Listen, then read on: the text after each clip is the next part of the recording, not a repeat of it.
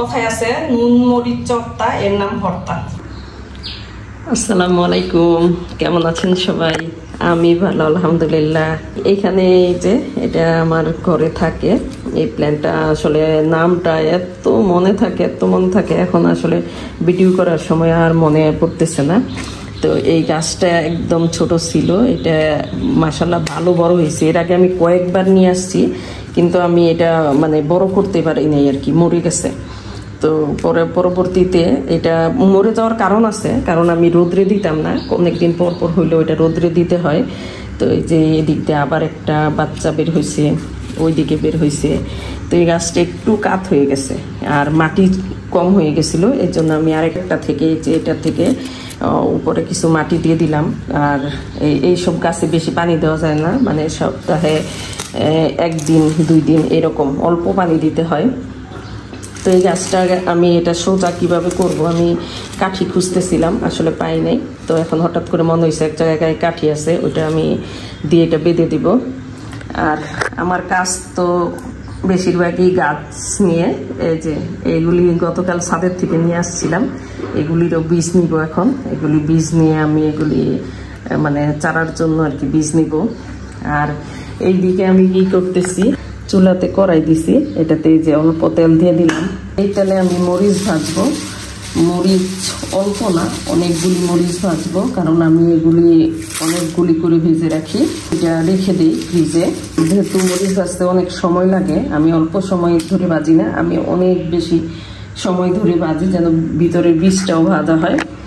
এত মচমচা, খুব জোরে বেশি নাড়া যাবে না, ভেঙে যাবে। এই কচুটার ভর্তা করব, এটা পোড়াইতেছি আগুনে পোড়াইয়া ভর্তা করব। এটা এই ভর্তাটা কিভাবে করি অনেকে জানতে চাইছেন, তো এই জন্য আমি খুব তাড়াতাড়ি ভিডিওটা দিতেছি যেন সবাই পায় আর কি। এটা এই পুরানো কচুর ভর্তা, এটা পাইনা কচু, এই ভর্তাটা খুবই মজা হয়, তবে আস্তে জালে পোড়াইতে হয়। আমার ভুল হয়ে গেছে, আমি এটাতে 2-3টা ছিদ্র করে নিব। এইভাবে 2-3টা ছিদ্র করে নিলে তাহলে সহজ হয়ে যায়, খুব দ্রুত পুড়ে যায়। আমি পোড়া শুরু করে দিছিলাম, আমার মনে ছিল না যে আমি এটা ছিদ্র করি নাই। কচুটা আস্তে জালে পুড়তে থাকবে, একদম পুড়ে সিদ্ধ হবে, তখন এটাকে ক্লিন করে ভর্তা করব। মরিচটা আমি আস্তে জালে অনেক সময় ধরে, প্রায় 20 মিনিটের মতো লেগে যাবে। এই মরিচটা আমি এমন করে ভাজবো, কিন্তু খুব জোরে জাল দিই নেই, কারণ দেখা যায় যে যদি আমি জোরে জালে ভাজি তাহলে উপরের অংশটা পুড়ে যায়, বিচি কাঁচা থাকে, তখন এটার ফ্লেভারটা ওইরকম হয় না। এই জন্য আমি আস্তে জালে ভাজবো, যেন বিচিটাও মচমচে হয়। এটাকে আমি একটা কাঠি দিয়ে সোজা করে দিছি, এটার পিছনে কাঠ হয়ে গেছিল, এই যে এদিকে। এখন এইরকম সুন্দর লাগে মাশাআল্লাহ। একটু জানালাটা খুলে দেই, এটা স্পাইডার গাছ মনে হয়, আমার ভুলে গেছি, সম্ভবত স্পাইডার হইতে পারে। এদিকে এটার কাজ করতেছি, আর এখানে মরিচ ভাজা আস্তে জালে ভাজতেছি। কচুটা উল্টে দিয়ে একটু করে আস্তে জালে সিদ্ধ হইতে থাক। কচুটা একদম পুরা শেষ হয়ে গেছে, এটা সব দিকে ঘুরে ঘুরে করে ফেলছি। কচু পুড়তে যতক্ষণ সময় লাগছে, আমি মরিচটাও ততক্ষণ ধরে রাখছি। ভাজাটা হয়ে গেছে, একদম পাকের কাছে। এটা করে রাখি, কারণ আমার পুরা শাক ভাজি ভর্তা এগুলিতে যখন শুকনো মরিচ লাগে, তখন আমি এটা ব্যবহার করি, সাথে সাথে ভাজা অনেক মসৃণ হয়ে যায়। কচুটা একদম এই যে পুড়ে ভিতরে একদম নরম হয়ে গেছে। এখন আমি এটা এইভাবে ফেলে নেব। এটা এমনভাবে করা যায়, আবার পানি দিয়েও করা যায়। এখন আমি এটাতে পানি ছেড়ে দিয়ে আস্তে আস্তে পরিষ্কার করব।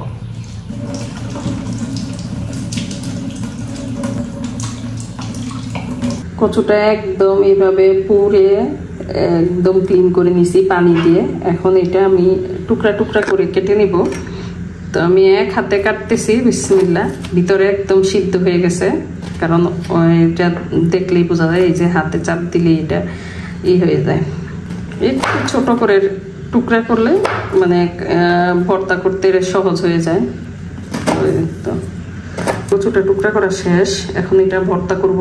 আমি পাটাটা এখানে বসাই নিলে আমার ভর্তা করতে খুব সুবিধা হয়, কারণ এখানে নড়ে চলে যায় না, কারণ টাইলসে তো চলে যায়। এই জন্য সবসময় আমি এখানে রেখে ভর্তা করি।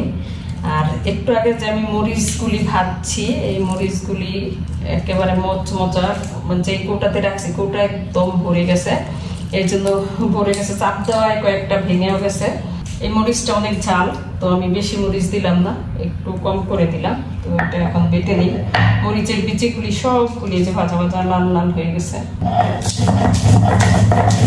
কচুটা দিয়ে বেটে নিব। কচুটা কতটা মানে সুন্দর সিদ্ধ হয়েছে দেখতে বোঝা যায়। আমি আরেকটা বাটা দিচ্ছি, পেঁয়াজ দিয়ে দিলাম। এখন এখানে লবণ দিয়ে দিব কিছু পরিমাণ। আর পেঁয়াজটা এমন ভাবে বাটবো যেন পুরা গলে না যায়, মানে শুধু বাটা করানো আর কি। আপনারা অনেকেই আমাকে ইনবক্স করছেন এই ভর্তাটা কিভাবে করি, এটা রেসিপি দেওয়ার জন্য। তো আমি ভর্তাটা চিন্তা করছি যে একবারে, যেহেতু আমার কাছে কচু আছে, তো ভর্তাটা করি একদম ভিডিও শেয়ার করে দেয়, তাহলে অনেকেই উপকৃত হবেন।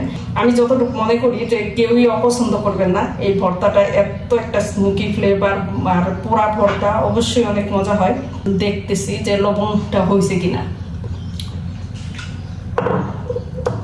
একদম ঠিক আছে, একটু হালকা ঝাল হয়েছে। কথায় আছে নুন মরিচ চট্টা এর নাম ভর্তা। তো ভর্তাটা এখন আমি উঠাই নিব। করে ফেললাম কচু পোড়ানো ভর্তা। এই ভর্তাটা অনেকেই ইনবক্সে জানতে চাইছেন যে এই ভর্তাটা আমি কিভাবে করি। তো ওই দিন আসলে ভিডিও দিছি, খুব ব্যস্ততার কারণে সম্পূর্ণ ভর্তাটা দেখাইতে পারি নাই। তো এখন যেহেতু কচুর সিজন, তো আপনারা করে খাবেন। আর অবশ্যই আমাকে পরবর্তীতে হইলেও, মানে করার পরে হইলেও কমেন্টে জানাবেন যে আসলে ভর্তাটা টেস্টি কিনা।